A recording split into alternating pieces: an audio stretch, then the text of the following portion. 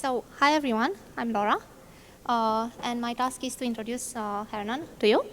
And I'm supposed to tell you that Hernan is a game developer, that he's been in the industry for like 8 years and made many games. Yes. And he writes and he speaks, but actually what I want to tell you about him is that he's actually a wizard. What? Yes, you're a wizard, are you not? I'm what? A wizard. A wizard. Magic. A magic guy. Yes, I am, I think. But So Hernan will be talking to you about Latin America and probably also yes, be making yes. magic. Thank you. Thank you. No, but why do you want me to make magic tricks? I mean, oh. Are we? Thank you. Are we going to talk about video games or? Man, I'm stupid. Well, how do I just play this thing here? Laura? I don't know how this works. I'm a game developer. I don't know about PowerPoint. You started like this. Whoa, magic! Of course, South America. What every people think about it. Well, I will be talking about in the South American game market and other stuff. I know that here there are a lot of students and a lot of people that are starting to make games. So I will also give a few tips if you are starting, if you don't mind. First of all, I will introduce myself. I'm Hernan Lopez, co-founder of Epic Llama Games, a game company that has 8 years of making games. We built, in the beginning, games for browser when it was a profitable market. Then we make games for mobile and PC. We develop a lot of games, RPGs, puzzles games, beat 'em ups, racing games, dress-ups, games for girls, games for boys, games for everyone. We are winners of the FGL Ninja Wars, that's best browser game, with Champion of Chaos 2. That it was an RPG. It got more than 20 million gameplays. And we are winners of the Indie Prize Best Game Narrative Award for Dark Castle. We won that this year. I'm a speaker. I started speaking about video games in 2013. I'm the Casual Connect ambassador in Latin America, so I travel a lot around Latin America talking about the conference that is Casual Connect. I'm a member of ADVA, the Association of Developers of Video Games of Argentina. That will be the best translation. I'm a member of the Mesa de Productores Audiovisuales de Córdoba. That it's not there because it's the smiley face ruining the words there. But it was a group that we started to pass a law in Córdoba, so they give subsidies to video games. I will expand more about that later. And also, I'm a terrible magician, as you all saw just a few moments ago. How did I start it? Because I already have 8 years of making games and living out of it. But when I started, I have no education in game development at all. I have not any technical knowledge. I don't know how to program at all. I have no English skills, and you can see that my English is bad. Just imagine 8 years ago. I mean, I didn't know what the Final Fantasy VIII plot was. And I finished it. I have no contacts at all. I mean, I didn't know anyone who do video games, anyone in the industry. I have a really shitty computer, really slow to compile a Flash game. It took me like, I don't know, 20 minutes or something. I have to compile it and go to sleep and then check again if the game was already there to see that it has like 1 trillion bugs. And have no capital at all. Well, no capital. I have $2,000 that I had by saving money at working at a call center. So that was all the capital that I had when I started to make video games. So to give you an idea, there is where I started. This is Argentina, this is USA, this is Europe, this is China. And you can see that it's really far away from the rest of the world. So if I can join the industry, everyone in the world can join the industry. So I will give a few tips of advice if you are starting to make games, and then we will talk about Latin America and what's going on there, okay? Starting tip, know your limitations and strength, okay? When I started, I know that my coding was terrible. I just know how to do go to and stop and go to and play, and that was the only 2 functions that I know how to work. So I did some game that was really, really, really simple, and that was more towards the graphics than the programming, because I didn't know how to program. I believe that my graphics were okay, they were terrible, but it was the best thing that I have to offer at that point. So knowing my strengths and knowing my weakness, I make a game accordingly. Now what is on demand? It don't require like a lot of work, but Google what is working, what in the things that you can do, check what is working, what they are buying. I mean, when we were starting, we were selling Flash licenses. That was the business model. So I check what games they were selling out there. They got people who paid for the logos to be there. That were the games that I could make. And of course, know what is the game that you want to make, because video games require a passion. They are an art form. And since making video games is hard, if you are making a game just for the money, probably at the first problem you will drop out the project. So make a game that you are really, really invested on it. And of course, know for who are you making the game. It's for girls, it's for boys, it's for what age range. If you are making a game that is for everyone, probably you are making a game for no one. You have to know exactly what is your target audience. And of course, you can be open to everyone to check it, but you have to have a specific target audience in mind. If you don't know something, just Google it. I know it's a stupid concept. Everyone knows that in Google is everything, but some people that make a course or know some specific technology don't tend to check for more information in Google. And if you don't know something, it's much better that just Google for it and have the solution right away, that start to fight against code to try to make your own. I mean, it's great to make your own ideas, but it's great to ask if you don't know something and you're troubled about it. And ask in forums, and Facebook groups, ask to colleagues. The game industry is super, super accessible. Everyone will listen to you and will answer your question. I mean, we are making a graphic adventure, and Ron Gilbert, the guy who made Monkey Island, had the time to answer to the question that I have about game development, and we were talking about it, and was super, super friendly. So ask question if you have any doubt about the things that you are making. Start small. That's super important. If you are starting with a team, start with a team of 2, and one of them, please be your best friend or something like that, because if you make a huge team, probably it will end disbanded. Yes? So make also a small project of 3 to 6 months at best, because the first project that you make probably is going to fail terrible. So start small, because you probably are going to fail. So the less time that you invest, the better. Also, originality is overrated. Don't try to make a new genre of game. Just see something that works. I'm not telling you that you go to clone thing, to clone stuff. But know what is the game that you are trying to achieve, mix it with what other game. For instance, our game is Monkey Island with a pinch of The Nightmare Before Christmas. So you got right away what the solution, what the references are. And when we are in a trouble, we don't know what direction take. We just take the source. We just see what solution the people who make the games previous to us did, and so we can solve it much more easier. Use your time to polish the game. If you are going to make a game, the first part should be to make the playable prototype, but it should be making a month at best if it's a 6-month project. The rest of the time is polishing, polishing, polishing, and more polishing. Why? Because if you want to make a game that is business-wise successful, that the people find it appealing, it has to be really, really, really well polished. If you make you invest a lot of time and money on making the prototype, then you will not have time to polish it, and you will have a game that maybe has a great gameplay, but it doesn't feel right, so it's going to end in the trash can. Okay, so polish your game a lot. Go for feedback. Show your game like a pervert to everyone. Okay, show it to your target audience and take notes what they do. Show to colleagues that had made games that they wanted you were making, and take note.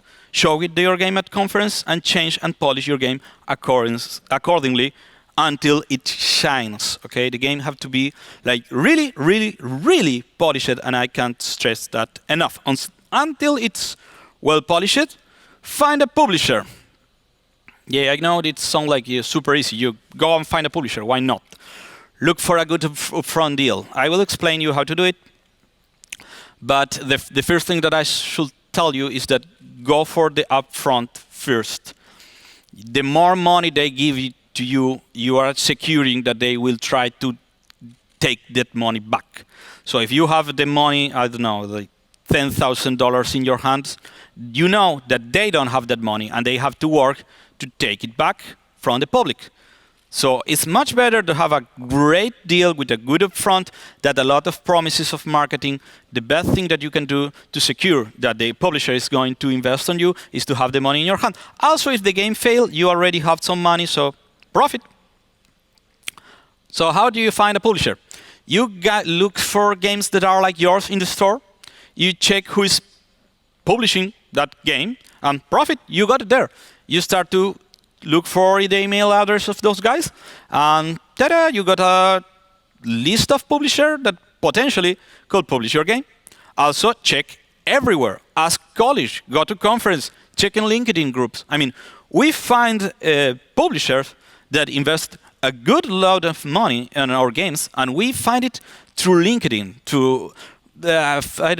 was a LinkedIn group, I think it was in Casual Connect or something like that, and the guy that company ended up investing a lot of money in us, and it was just a LinkedIn contact. Once you have the target, once you have this mailing list and you know where the publishers are, start to send in emails that include a short, flashy trailer with the story, with nothing of story. No one cared about the story. No one cared about your story. I'm a developer that I'm starting. No one cared about it. No one cared about the story of the game. We want to see gameplay. A trailer with 1 minute long that showed a lot of gameplay. Include a really brief elevator pitch, like I told before. Our game is like Monkey Island with a pinch of Nightmare Before Christmas. Our game is like Mortal Kombat mixed with the Care Bears. You know, you get the idea right away. It's Mortal Kombat. It will be violence with the Care Bears. Okay, they will be cutie fusey animals. Okay. Include a fact sheet of what's the engine that the game is built, how many characters there will be, any relevant data, put it in a fact sheet, and tell the publisher what you're looking for. I'm looking for this. I'm looking for money, and I'm looking for marketing shoulder that help us. You should specify what you're looking for. Once you got a publisher, work in your game like you don't have any publisher. You say, why? You already gave me 3 slides talking about the importance of a publisher, and now that you tell me that I got it, I have to work like there was no publisher at all? Well, you have to do it because it's much better if the publisher is working in marketing and you are working in marketing, you have marketing for 2 different sources.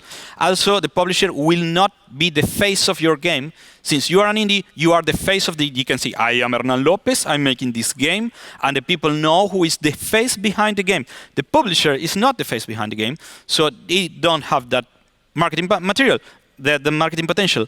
Also, the money that they give you, you have to spend it really, really carefully. So if you think that you don't have that money or you have less than you will be spending much more carefully, and that's really, really important. So, in conclusion, the road isn't easy. Video games are a career, not a project. You will fail a lot. You will make a game, and the game will perform terrible. But eventually, you will get there, okay? The road isn't easy, but you need the passion to try to build your career, to try to make games, to keep making games, to enter the game industry. And now, at least, let's talk about what is going on to Latin America. Sorry for the long talk about starting, but I really want to give these advices about what Latin America has to offer you. It can offer 2 things. First, the market, the people who is playing the games that will buy your game, and also has the developers that are already there and the infrastructure that is in Latin America waiting for you if you want to start a business there in Latin America. So you have 2 things that you can take from Latin America. First, let's talk what Latin America can offer you as a developer, okay? The first thing is highly profitable. due to the low cost of living. It has a competitive educational system, and the public sector is starting to invest on it. What do I mean when I say it's highly profitable due to the low cost of living? It means when here I went to the supermarket, I almost had a heart attack about the prices that you pay for a sandwich. That means that you can charge less for the same work, so you will be much more appealing to people, and you will be able to keep just the same standard of living that you had here. You can take much more chances because you are risking less capital. And something that here will be considered a terrible failure, it will be a win if you live in Latin America, because you will cover the development cost and you will have money to save. And maybe if you are living in USA, you will not be able to save any money, and in fact, you are going bankrupt. So the idea is like, there the things are cheap, so you can fail a lot, and you're still living out of making video games. We got a competitive educational system. That means that you can share the same for the same work. Lately, I was telling you can be cheaper if you want, but the truth is that you will have products there that will be competitive, so you can charge the same, and you will save a lot more of money. Also, if you come from Sweden, for example, to work to Argentina, you will find developers that have the same technical skills as yours. So you can find people there that will be able to work with you, that will have a good knowledge basis, and that will be available to even train you if you have to train. And since the educational system there is free, you will be able to train for free in the field that you like.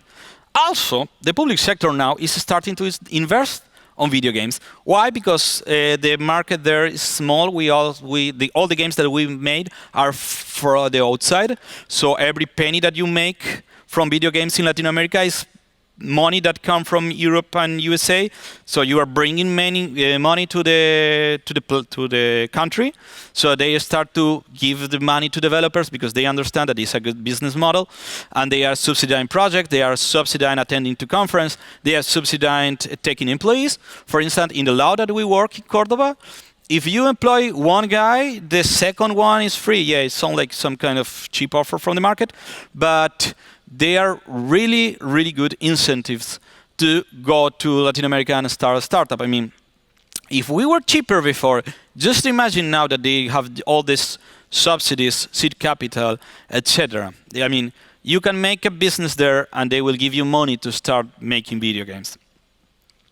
It's also good for outsourcing. I mean, Disney outsourced a lot of their work from Latin America.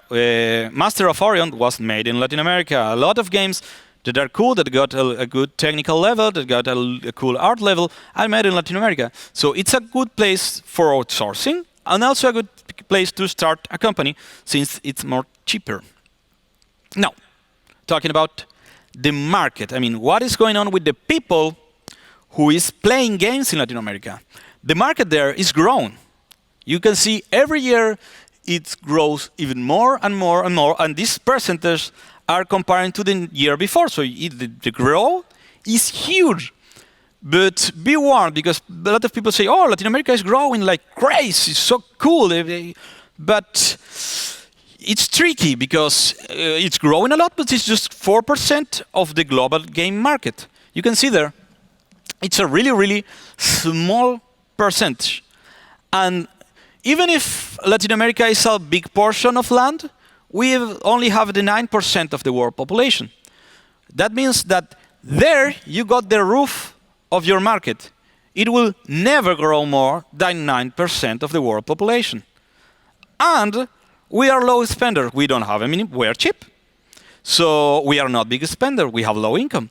So it's not, probably it will reach like 7 or 6% at best, even if we are the 9% of the population. So don't expect it to suddenly high rocket and Latin America will be like Asia. Not at all. We are much less people and we are poor. But, and always there is a trick, since a lot of people know about it, it's a not very contested market. Pokemon Go, in one day, it was making in China $3 million in Android alone per day. And in Brazil, that is the biggest country in Latin America and is a huge portion of land, it was making $8,000 per day. You can see that there is a really, really bad market. But since it's a bad market, it's great for soft launch. Because no one cares about Latin America, and a bit of localization there, you release a game, you add some maracas and a mariachi, and everyone is happy with the game. I mean, it's a great place to do a soft launch. You will not suffer because you are not losing a market, but you will have a great statics if your game is localized, and you can show to publisher and you can showcase how well it's performing your games because you soft launch it in Latin America. In conclusion, Latin America right now is a good place to start your gaming company or to do outsourcing. Latin America is a good place to soft launch. Making video games is hard, it's really hard, but if I could do it, that I'm a guy from the middle of Argentina, totally uneducated, if I could do it, of course you can do it too. So I think that's it, and if you have any question, please, I'm there to answer them. Ta-da!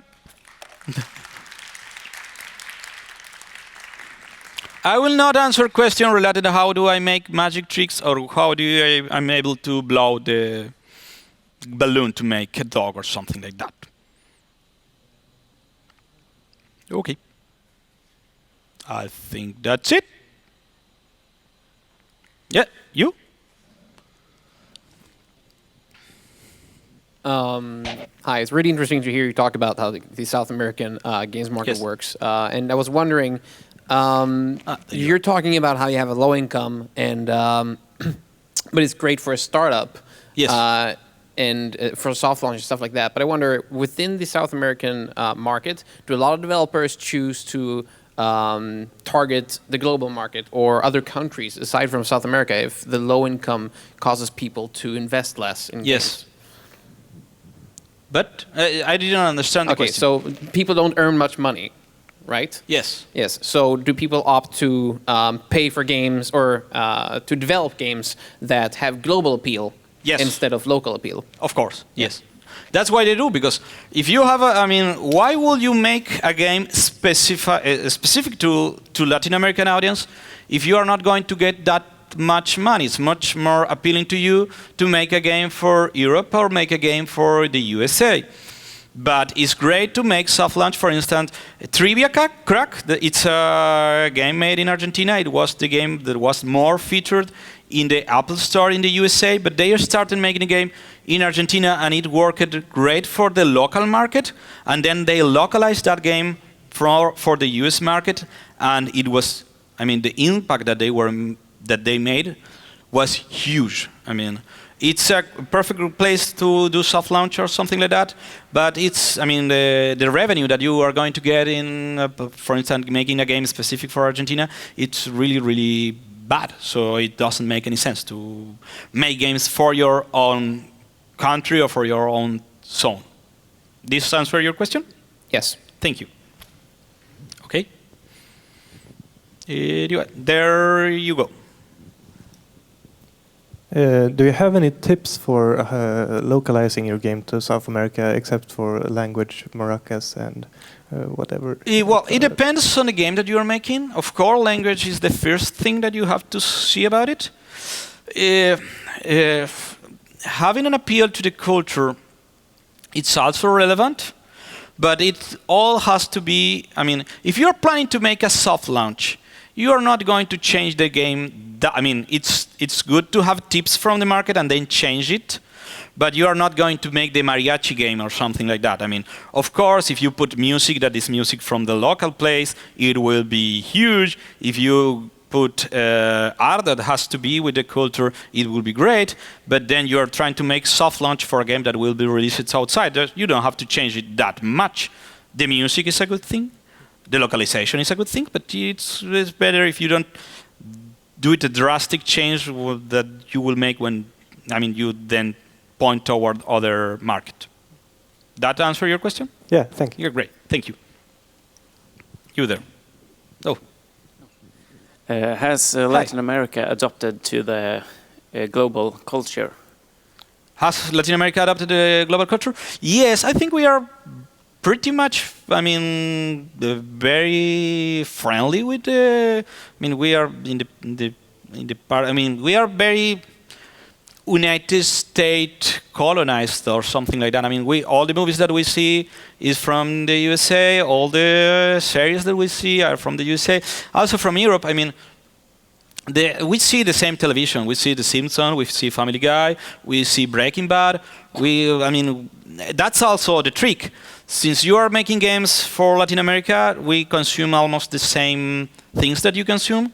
So there is a correlation there. And also, if you are working with people from Latin America, the only thing is not everyone speaks English.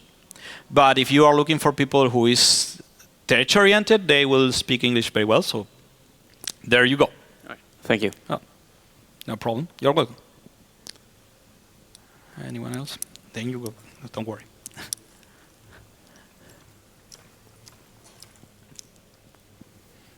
Hi. Hi. Do you know how many of those 20% in your presentation is represented by the free-to-play market? How many of those? You showed like a graph of the percentage of players. Yes, the percent of, Yeah. the players that you got, let me check. Here? No, one more. There? That one. Is that 20%? That's the growing of the market. No, it's the general market. I don't know exactly what is the percent of free-to-play players. I think, in terms of free-to-play games, Latin America is huge because we don't pay for games. We used to pirate the games, or we try to play free-to-play, so the percentage there is huge. But the revenue that you get from ads is really low because people play the games, but they don't buy shit. So you have a lot. Oh, look at all this impression, but all this impression don't worth a thing because no one buy. There is a lot of people who buy, of course. Other it would worth zero, but it's a really really low. Ratio of buyers. That answer your question? Yeah. Thank you. Thanks. Also, you had a... No, it's okay.